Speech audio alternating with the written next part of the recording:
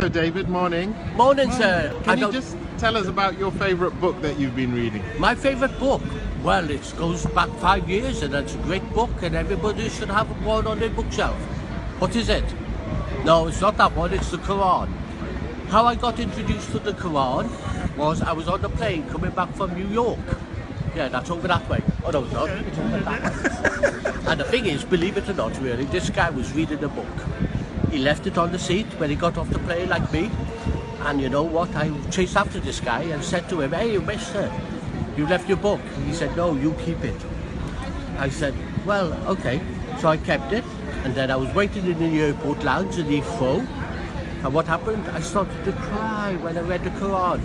So I put the book down. I was happy. I was still the same. And then I picked it up again. I started to cry. And then I got a taxi to my brother's in London. And then what happened? I told him about the Quran that had made me cry. And do you know what? Just a moment. And then what happened was really, he said, "Don't speak of nonsense things, don't speak of things." I said, "Well, the thing is really, why am I crying?" And then he said, "Go next door." So I went next door, and who was there? The man that was on the plane. And the thing is, name a number, any number. The thing is, I'm not selling that Quran for £20 million or £20,000.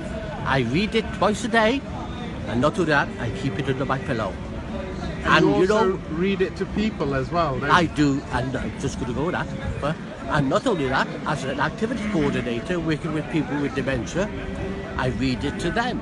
And the thing is, they ask me questions, I don't know all the answers, but I know there's one thing in the Quran. What is it? Truth. And if you was lost in the desert, or you was lost somewhere in town, you'd ask somebody away. What's the Quran? It's a map for life.